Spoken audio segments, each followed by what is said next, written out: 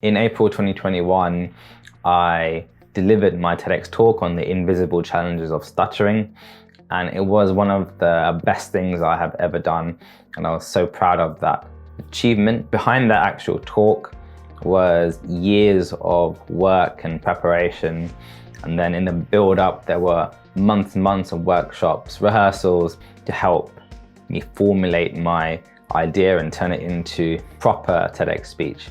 Step number one, have a really specific message and find a reason for people to care about it. Stuttering by itself is a wide topic and it can be covered from a number of angles, from issues at school to relationships, bullying, workplace, inner feelings, personal stories, overcoming adversity. It was important for me to get really specific and be really clear about what I wanted to tell people about stuttering. I decided to focus on the actual stuttering experience itself and the blocks and freezes that people have, and try to convey that feeling, that emotion to the audience listening to the talk. This helped me construct the talk and really have a focused laser eye view as to how I wanted the audience to feel. And subsequently, this helped me make the talk appeal to a wider number of people. I had to get really specific, but once I did, and I had a clear message in my talk, it made things so much easier, especially when people were watching it, giving feedback. They had a clear understanding of what the talk was trying to do, and it did have an impact on people who did see it. They gained more appreciation of stuttering, and other people who stuttered as well were able to enjoy the talk and share it with their networks so they could learn a bit more about how stuttering actually feels. Step number two, take your time.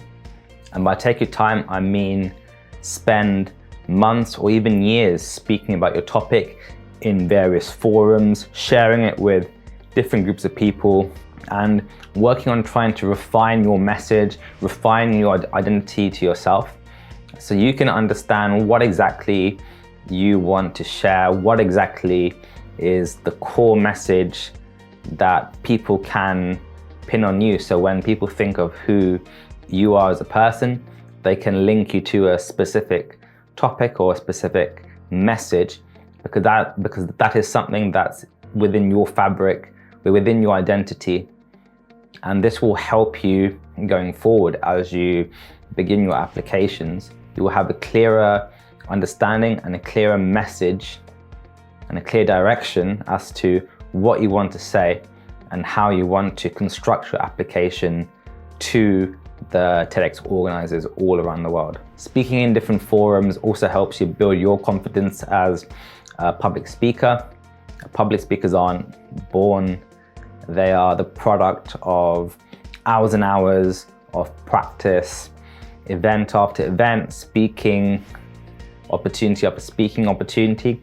So the more things you can do for free, just going up, even if it's just speaking for 5 minutes somewhere, speaking clubs, book clubs, wherever it may be, work on sharing your message in various forums so you can keep reaffirming it to yourself. Even film yourself, see how you look, work on improving different things, and all these aspects, all this practice will come together and help you when the time comes and you are called upon to do your very own TEDx talk. Step number three, document your journey. Now this can be done via your social media account, or you can keep a personal document, or just run a personal blog to define mail list that you wish to share the information with, share your speaking opportunities with. But document your journey so you can track your progress and build a profile for yourself. By doing this, you can create a track record of where you have been delivering your message. And you can also bit by bit bring other people along on your journey, connect with other people in that particular topic area. And this will help you going forward because you will be networking with different people, and just through contacts, they can help you get more opportunities to speak or attend events. And this will tie into step number 2, where by building a track record, you can then leverage this to get more opportunities, and bit by bit you can create your own timeline of things you have done to share your message, to develop yourself.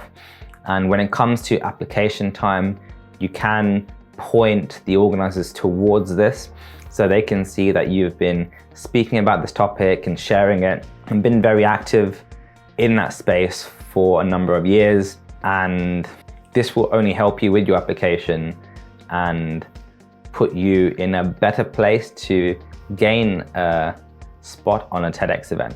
Step number 4, research other TEDx talks in your topic area. While you're doing steps 1 to 3, you can go on to YouTube in your spare time and check out the other TEDx talks in your topic area. Make a list in a personal file or spreadsheet and build an inventory as to what the talks are about, what angle people are speaking about it from, and maybe pinpoint a way that you can add your own twist, add your own perspective to an existing topic.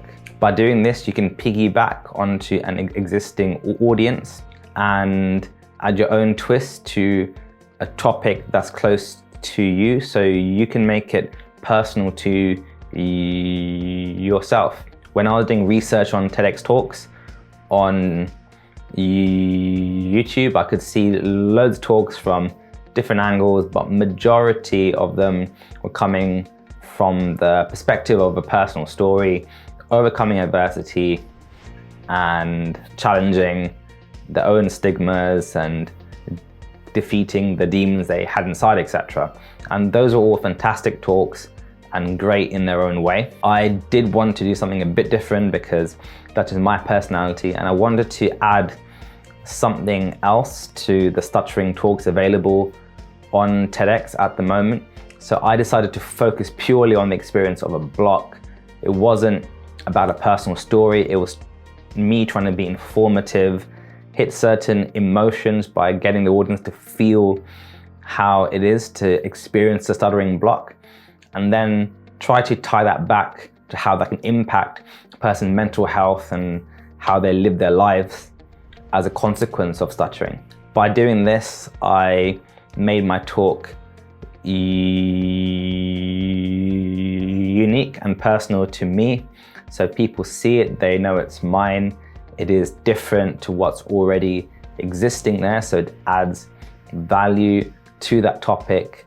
And there's an already existing audience there that are interested in that topic, so then they can now see something else from a different perspective, a different voice, and this can only add more awareness to stuttering itself. By adopting that same approach, you can actually add true value to an important existing message and create your own personal twist on that talk. This next step is fairly straightforward, but step 5 is just keep an eye on the TEDx event website. The TEDx event website has all of the TEDx events for the next year or so. They are listed according to location, and some or most will have dates already preset. Things like the actual specific location itself may not have been determined yet because organizers will have to book venues, etc. However, by keeping an eye on the website, you can pencil in TEDx events in your area or nearby and maybe reach out to organizers, ask them if they need any help on the day. Go there, understand how the TEDx process works, because if you can get involved in a TEDx event and see things from the background, it may make it easier for you to gain a place down the line because you have seen the requirements, seen the standards, seen what is expected, and it will help you in your application. I didn't do this personally, but I can speak from the experience of seeing people on my TEDx event helping out, supporting the event and the running in the background, who then applied and got places for the following year. They understood the requirements, what they needed to say. They had a bird's eye view over our workshops and how we were refining our message and being really specific, so they could do the same thing and convey that really effectively in their applications, and in the end gain a spot on TEDx for themselves as well. Finally, step number 6 is applications. After you've gone through the first 5 steps, you don't have to go through them in that particular order, but if you have gone through them over a period of time, you may now be in a position where you feel comfortable enough to complete an application for a TEDx event. My advice for you here is, even if you don't feel that you're ready, always apply, because what happens is, if things don't go as planned and the organizers do not pick you, you have the opportunity to ask them for feedback. You can even try to network with them, get a phone call hopefully, and pick their brains as to what you can do to strengthen your application. They will be looking for specific things for their event, where they could be honing in on a particular topic that may not fit your message, or they could be doing something more broader. But definitely apply a couple of times, get feedback from TEDx organizers so you can strengthen your next application, and then see what happens, and just keep doing that and be patient, keep following the steps before, and something will happen at some point. I was applying for TEDx talks for about 18 months before I landed the event that I was speaking on. In that period, I must have applied for about 6 events, and I got rejected outrightly from 3, but I got feedback from those 3.